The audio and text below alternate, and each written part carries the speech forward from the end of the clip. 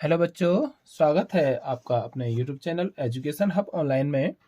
आज हम कक्षा 10वीं गणित का एक सबसे मज़ेदार टॉपिक पे चर्चा करने वाले हैं। वह है समांतर श्रेणी। क्या होती है एक समांतर श्रेणी?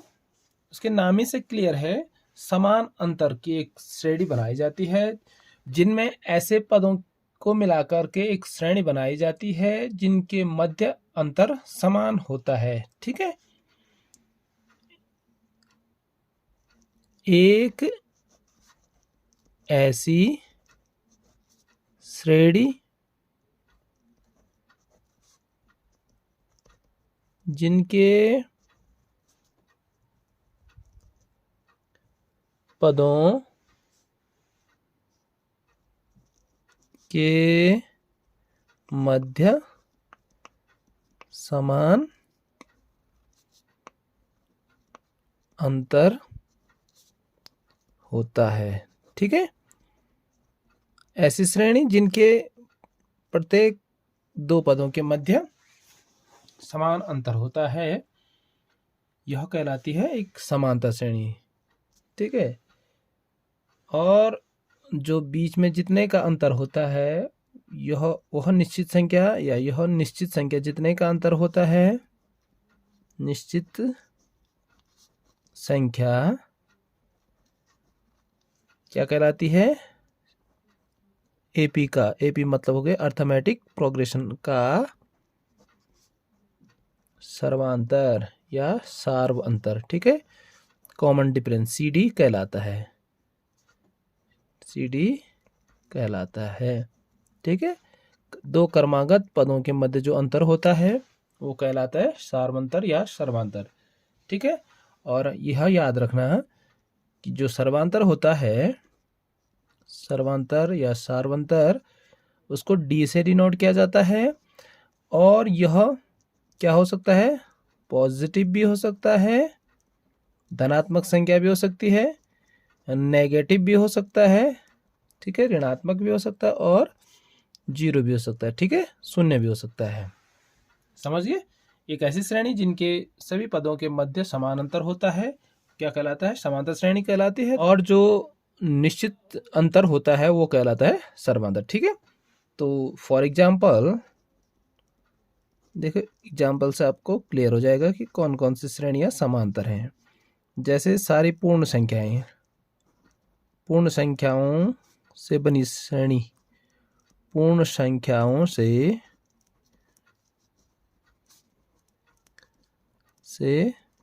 बनी श्रेणी। तो देखिए, पूर्ण संख्याएं बताओ तो जल्दी से। पूर्ण संख्याएं शुरू होती हैं 0, 1, 2, 3 एंड कहाँ तक जाती है? अनंत तक। तो यह एक कैसी श्रेणी है? समांतर श्रेणी है। ठीक है, कैसे पता चलेगा? दूसरे पद में से जब घटाएंगे पहला पद, तो देखो 2 में से 0 गया 1, यह कहलाएगा सर्वांतर। फिर दूसरे पद, तीसरे पद में से दूसरा घटाओ, 2 में से 1 गया 1, तीसरे में से दूसरा घटाओ फिर 1। तो लगातार प्रत्येक क्रमागत पदों के मध्य समान अंतर है, तो यह कहलाता है समांतर श्रेणी। ठीक है, सम संख्याओं से बनी श्रेणी। तो देखिए, सम संख्या 2 हो गया, 4 हो गया, 6 हो गया, 8 हो गया, 10 हो गया and so on up to infinity. तो ये अभी क्या है? समांतर श्रेणी। इनके प्रत्येक क्रमागत पदों के मध्य समान अंतर है। तो यहाँ पे सर्वांतर कितना है?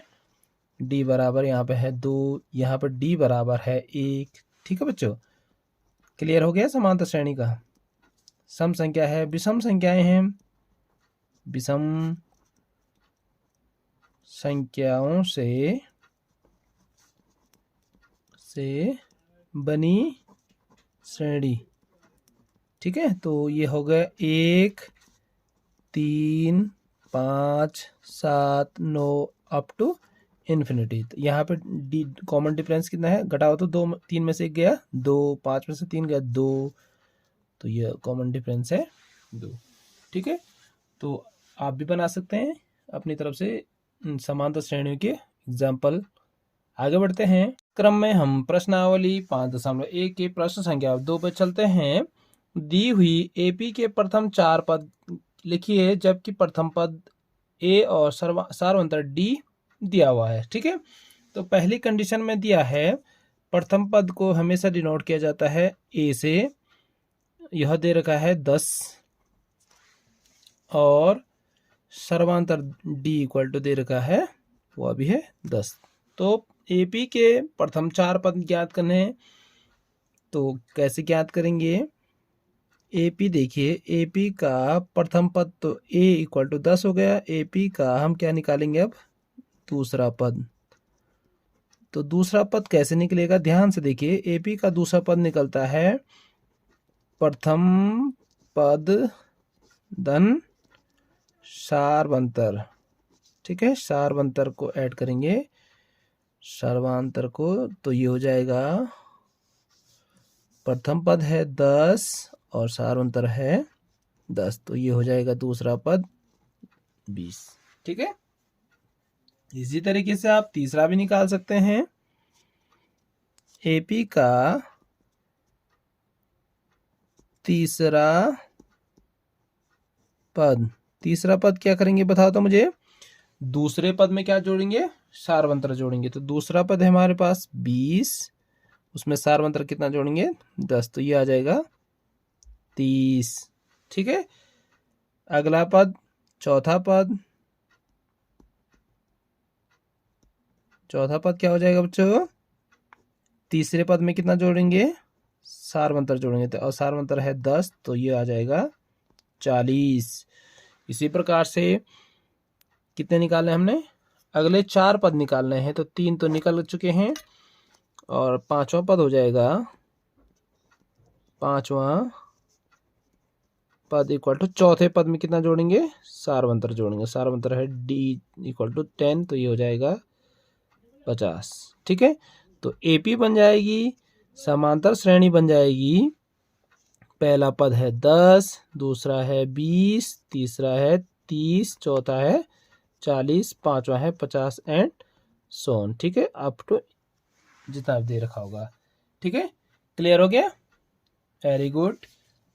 दूसरा खंड है, प्रथम पद दिया है -2 और सर्वांतर दिया है 0। मैंने कहा था सर्वांतर 3 प्रकार के हो सकते हैं, पॉजिटिव हो सकता है, नेगेटिव हो सकता है और 0 भी हो सकता है। तो देखिए 0 होने पे क्या असर पड़ता है? एपी का देखो प्रथम पद ये है, तो द्वितीय पद या दूसरा पद कैसे निकलता है? प्रथम पद में क्या जोड़ेंगे? सर्वांतर जोड़ेंगे। ठीक है, और प्रथम पद है -2, उसमें 0 जोड़ेंगे तो कितना आएगा? कुछ चेंज नहीं होगा। फिर एपी का अब समझ चुके होंगे आप कि क्या होने वाला है। एपी का तीसरा पद बराबर दूसरा पद में क्या जोड़ेंगे? फिर डी जोड़ेंगे। डी कितना है? 0। फिर आ गया -2। एपी का चौथा पद इक्वल टू, फिर तीसरे पद में कितना जोड़ेंगे? 0 जोड़ेंगे, तो ये भी आएगा -2। एपी का पांचवा पद बराबर चौथे पद में कितना जोड़ेंगे? 0 जोड़ेंगे, तो ये आ जाएगा -2। तो एपी बन चुकी है। सारे पद क्या हैं इसके? एक जैसे हैं, ऋण दो एंड सो ऑन। ठीक है, तो ये भी एक प्रकार की एपी है जिसके सारे पद एक समान है। यहाँ पे सर्वांतर क्या हो जाएगा? 0 हो जाएगा। समझ गए बच्चों? इस क्रम में अगला खंड है, समांतर श्रेणी को आप अच्छे तरीके से क्लियर कर लीजिए बच्चों। आपने परसों पटवारी लेखपाल का पेपर देखा होगा, उसमें भी एक समांतर श्रेणी का nवां पद वाला फॉर्मूला से एक प्रश्न पूछा गया था। ठीक है, तो ध्यान से समझिए।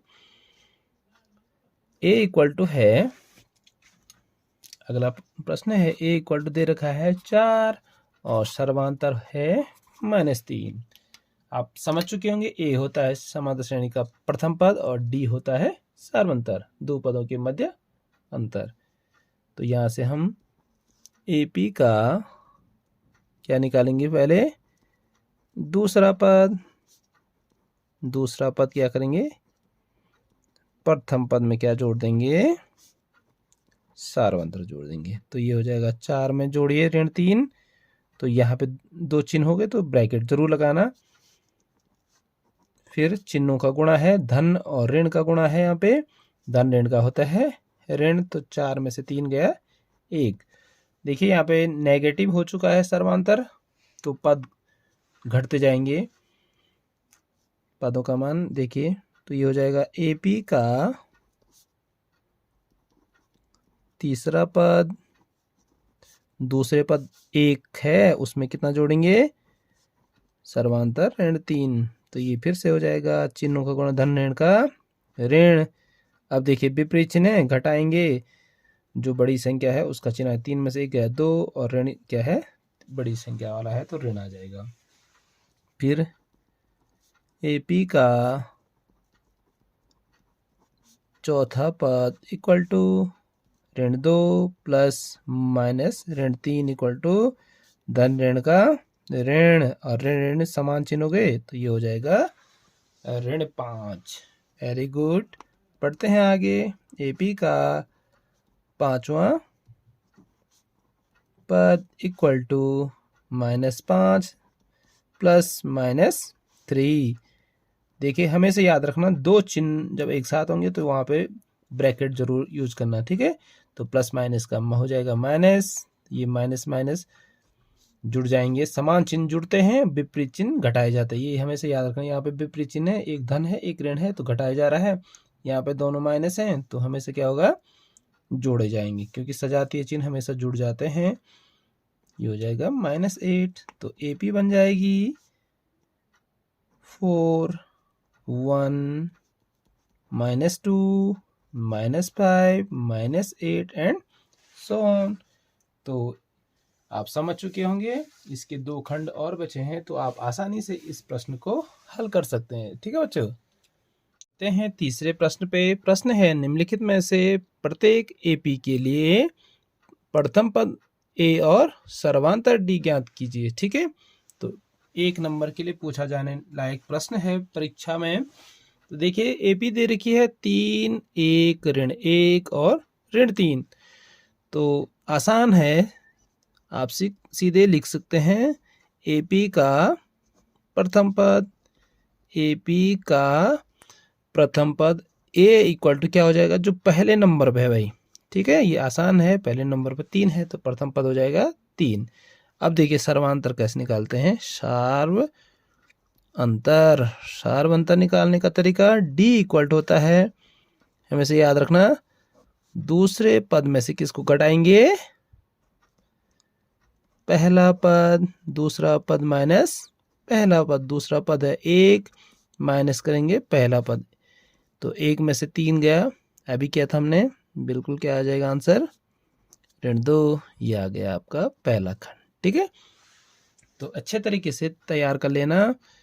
देखिए भाई 1 नंबर के लिए पूछा जाने लायक है, अगली श्रेणी दे रखी है ऋण 5 ऋण 1 3 7 एंड सो ऑन। यहाँ पे देखिए कैसे निकालेंगे, AP का प्रथम पद A बराबर क्या हो जाएगा बताओ, ऋण 5, बिल्कुल सही है। और सार्व अंतर D बराबर दूसरा पद माइनस पहला पद, बिल्कुल सही बताया बच्चों। दूसरा पद हो जाएगा ऋण 1, और ऋण यहाँ पे फॉर्मूले में है, और दूसरा पहला पद क्या है, ऋण 5, ठीक है। यहाँ ऐसी जगह पर गलती मत करना, तो ये हो जाएगा ऋण 1 और ऋण ऋण का हो गया धन, विपरीत चिन्ह है, घटाया जाएगा, 5 में से 1 गया 4, D बराबर आ गया है 4। तो कर लेंगे बच्चों आप इससे संबंधित सारे प्रश्न, ठीक है। अगर आप लोगों को वीडियो पसंद आ रही है तो अपने दोस्तों के बीच में जरूर शेयर कर लेना, ठीक है। परिषदीय परीक्षाओं से लेकर के जो कॉम्पिटिटिव एग्जाम्स होते हैं, इसमें समांतर श्रेणी अक्सर पूछी जाती है, तो आप इसको अच्छे तरीके से इस कॉन्सेप्ट को क्लियर कर लेना, और वीडियो को लाइक कर लेना, और चैनल को सब्सक्राइब करना। Thank you.